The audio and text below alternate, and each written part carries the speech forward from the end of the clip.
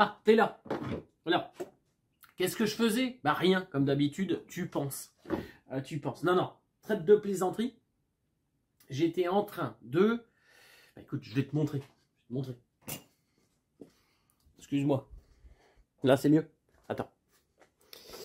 J'étais en train de...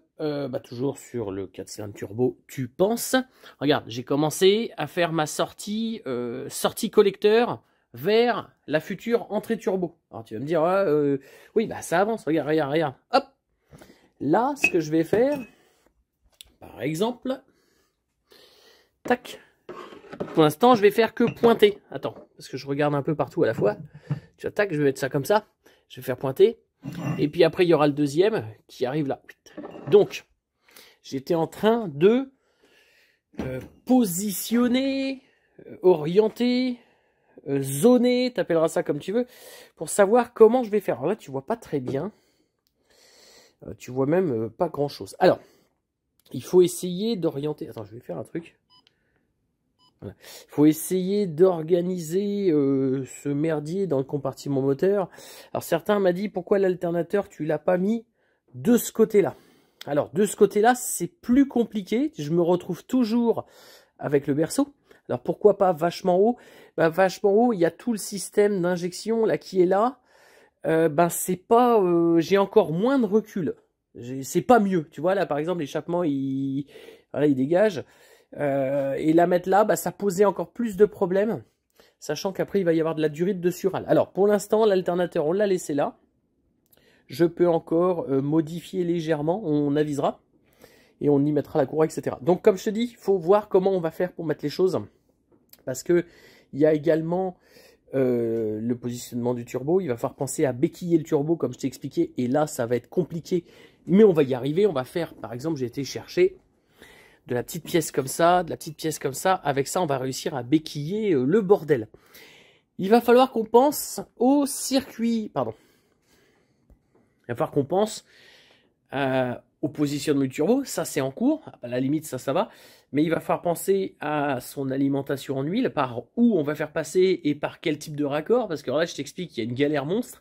Et également, la vidange d'huile du turbo. Comme je t'ai expliqué l'autre jour, l'huile qui va dans le turbo, il faut qu'elle retourne au moteur par gravité. Il n'y a pas une pompe pour récupérer l'huile. Alors, j'ai commencé à... On avait déjà ça. C'était le système de retour d'huile de la R18 Turbo. Bon, je peux pas l'utiliser, il est beaucoup trop gros en termes de diamètre. Et ça, c'est la partie qui va dans le moteur. D'ailleurs, je t'ai fait un petit schéma. Alors, j'ai fait un petit schéma parce que tu vas vite comprendre. Là, tu as le moteur. Là, tu as le turbo. Tu vas avoir son alimentation en huile par le dessus et son retour. Donc là, on est par exemple sur le retour. Ça, là, il s'agit... C'est du 24 par 150. Ça, t'oublies, pour l'instant, je vais t'expliquer. Ça, là, c'est du 24 par 150. Alors, c'est bien. Tu te rends compte, bon, là, c'est une durite, un collier, que là, on se retrouve avec du 11 par 100. Facile. Et de l'autre côté, du 18 par 150. Et ouais. Genre... On n'aurait pas pu faire plus compliqué. Il y a des diamètres. Alors, comment j'ai fait? Comment tu fais? Comment faut faire? Déjà, tu te munis d'un pied à coulisse. Le pied à coulisse, déjà... Attends, je vais essayer de t'installer. Tac, là, tu vois. Le pied à coulisse, déjà, il va te permettre de mesurer le diamètre du filetage. En l'occurrence, du diamètre 24. C'est mieux ça que de commencer à faire avec une règle. Alors, tu peux, hein, si tu n'as que ça, tu fais. Donc là, c'est du diamètre 24. Et on a dit 24 par 24. Oh putain. Attends, excuse-moi. Attends. Hop. T'es monté de retour. Excuse-moi, ça a foiré. 24. Peut-être plus de batterie dans le support. 24 par 150. Et le 150, eh ben, je ne l'ai pas inventé. Je vais utiliser ce qu'on appelle... Nous, on appelle ça un peigne. C'est peut-être une filière, mais bon, voilà, bref. Tu as différents types de pas possibles. Parce que sur une vis, si je te prends une vis comme ça, par exemple, tu vois, là, et ben, du combien c'est? Ben, c'est du environ sur environ. Donc, je dirais du 10, comme ça, de mémoire, par expérience. Effectivement, c'est du 10, mais du diamètre 10 par combien? bah, quand tu dois aller acheter des raccords et tout, bah, t'en sais rien. En gros, tu mets ton peigne sur ton pas de vis, bah, là, tu vois, ça correspond pas, quoi. Et tu vas chercher l'unique qui correspond. Alors là, il n'y en a aucun. Tu as 8 possibilités. Tac, j'y suis. Et ben là, c'est du 150, c'est marqué dessus. Je sais pas si tu peux voir, là, c'est un peu galère, mais tu vois, là, tu vois. Et ben, c'est du 10 par 150. Donc, quand tu dois commander tes raccords, et ben, il est bon de voir parce que bah, ils t'ont pas mis 2 raccords pareils. Donc, ce qu'on va faire, il y a beaucoup de donc et beaucoup d'emmerde. Tu mesures bien tes diamètres. Donc, en l'occurrence, comme je t'ai dit, rappelle-toi. Donc, celui-là, on l'enlève. Parce qu'en fait, je pensais passer par ailleurs. Mais non, on va passer par là. Donc là, il faut un raccord 24 par 150. Et on va y mettre une durite ou un conduit jusqu'au turbo avec là une durite. Facile. Et de là, on va récupérer partiellement le flexible qui est en 18 par 150 d'origine. Donc, le flexible, il est là. Donc ici, tu vois, c'est du 18 par 150. Ça, on va le garder. On va restaurer le conduit. Et ici, tu as un petit montage souple qu'on va démonter. Et on va le transformer, non pas en un montage plat comme ça, qui était sur le montage R18 Turbo d'époque, mais par du, diamètre à la con, du 11 par 100. Alors là, j'ai pas trouvé de 11 par 100 dans les magasins. Donc je vais récupérer mon raccord d'origine et olive. Et on va venir en gros greffer ce tuyau-là sur ce tuyau-là. Alors tu vas me dire, il y a un problème de diamètre. Oui, là c'était un petit peu surdimensionné. L'alimentation en huile du turbo était sûrement surdimensionnée. Ça c'est dimensionné avec le turbo qu'on va mettre dessus. Aujourd'hui on est sur des raccords comme ça. Là tu vois, là c'est pareil, c'est du fin, c'est du raccord assez fin. Donc on va monter ça. Ça c'est la première emmerde. Et puis, j'étais en train de... Donc, ah oui, on va pas pouvoir réutiliser le 24 par 150 du bas parce que cette pièce-là est beaucoup trop grosse. Donc, je vais racheter un raccord classique et on viendra y rabouter une durite comme ça jusqu'au turbo pour vidanger le turbo. Voilà. Quelque chose comme ça, hein, pas forcément ça. On fera une durite sur mesure, probablement en une conduite rigide avec des morceaux souples de chaque côté, histoire de vidanger l'huile du turbo par là, quoi, tu vois. Mais qu'il soit rigide sur toute la longueur ou en partie, ça change pas grand-chose. Ce qu'il faut, c'est qu'il soit libre. Donc, on a beaucoup de paramètres à prendre en compte. Donc là, je suis content quand même. Tu vois, on voit pas forcément bien, mais tu vois, là, mon montage, là, donc un collier, petit collier qui va bien, le premier coude, on va faire une sorte de S, là, on va sortir et remonter. Et puis ma platine T25 est en commande, T20, T25 c'est la même, pour que une fois que, hop, on arrivera environ comme ça,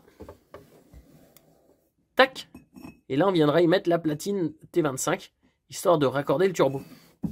Ça, bon, tu penses bien que le silencieux, on s'en fout, on verra ça plus tard. Et une fois qu'il sera correctement mis, on pourra l'alimenter en huile et en retour d'huile, ça c'est vachement important.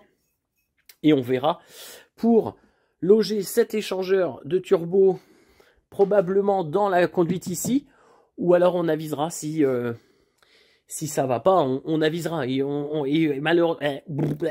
malheureusement, il faut y aller step by step. Tu peux pas tout penser d'un coup, ça peut foirer, quoi. Donc j'ai commandé ça, et j'ai commandé également la rampe d'injecteur. C'est pas les bons injecteurs, mais ça tu t'en fies pas. Une rampe pleine en aluminium là à percer soi-même, qu'on va faire sur mesure soi-même avec le régulateur de pression, tout ça. Bon, écoute, je te laisse. Et tiens, moi je fais rien. Et bah tiens, regarde, je te montre un petit peu mes collègues de boulot. Qu'est-ce que eux ils font pendant leur pause. Allez, je te montre ça tout de suite. On va bien rigoler et on reprend notre échappement juste après. Bon là je suis au garage, je cherche mon monteur de pneus préféré, il m'a dit non, j'ai pas le temps, je suis en galère, j'ai plein à bosser. Regarde-moi ça. Attends, je te montre. C'est quoi ce bordel là? C'est quoi ça? C'est quoi ça? Ça s'appelle une chicha. Oh putain, montre un peu. Qu'est-ce qu'il veut? Un petit peu de cannabis dedans. Ah ouais? Non, ça c'est des conneries. Vas-y. Ah la vache. C'est comme ça que tu vas me monter tout ça là? Ouais, regarde les yeux après comment il est. Ah la vache. des drogues. Mais non, il n'y a pas de drogue, tu plaisantes. En tout cas, je crois que cette merde c'est autorisé. Écoute, il en faut pour tout le monde. Dedans, il n'y a rien. Ça c'est rien, moi ça. Charbon naturel. Je te montre un peu. Oh, ça déboîte, hein. Et en plus, c'est un chauffage. Ah ouais, il fait bon là. Ouais, il fait Non bon. mais nickel. Je vais peut-être me mettre à côté.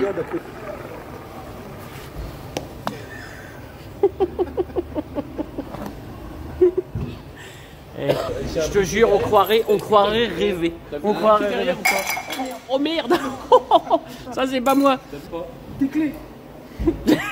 Regarde le briquet derrière. Merde, ça c'est à moi ça. Ah ouais. Ah ouais, c'est cool ça. Ah, il faut ça. Hein.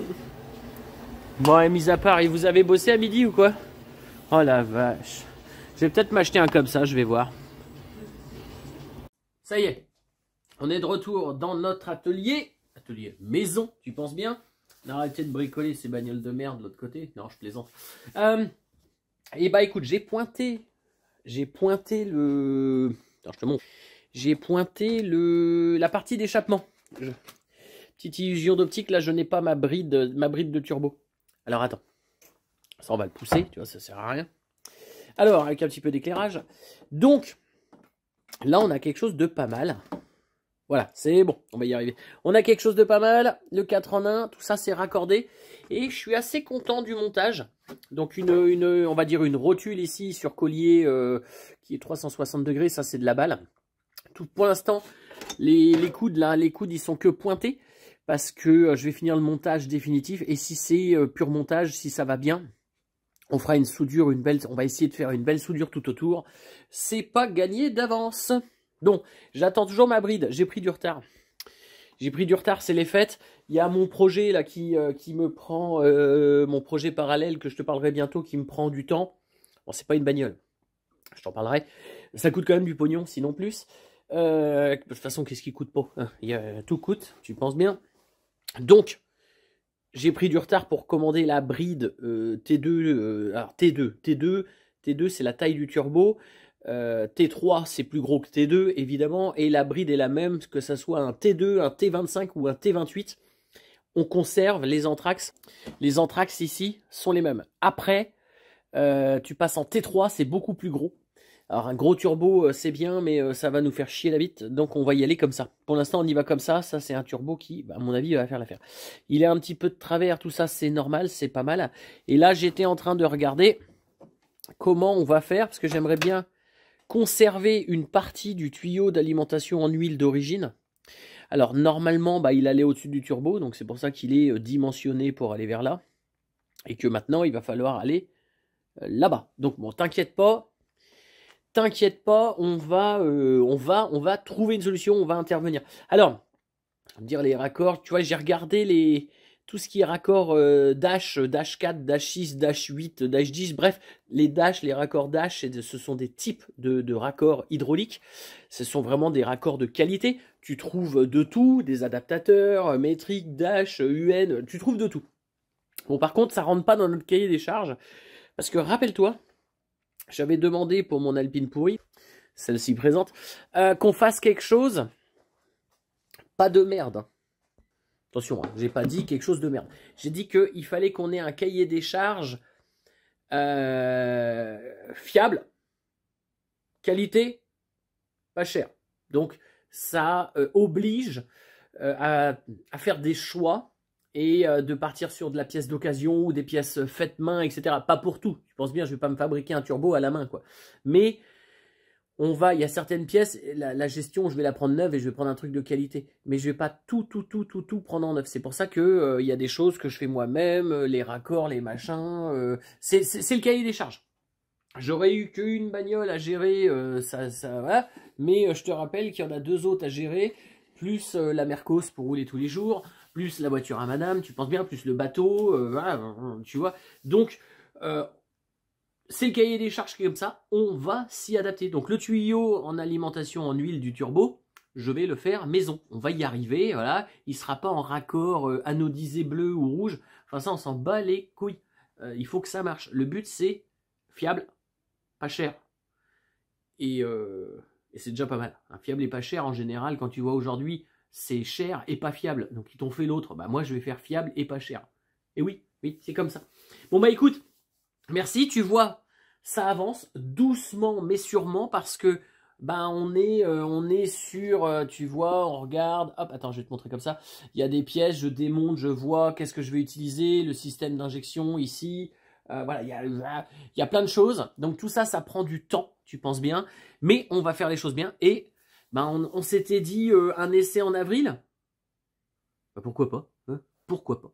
Bon, écoute, je te laisse. Je te dis à dimanche prochain. Même heure, même endroit sur RDBM, YouTube, 10h. Qu'est-ce que tu veux que je te dise? Après, tu regardes, il y en a qui ne peuvent pas regarder à 10h. Oui, autre chose à foutre le dimanche matin que de regarder. Mais tu le retrouves après. Merci à toi et à dimanche.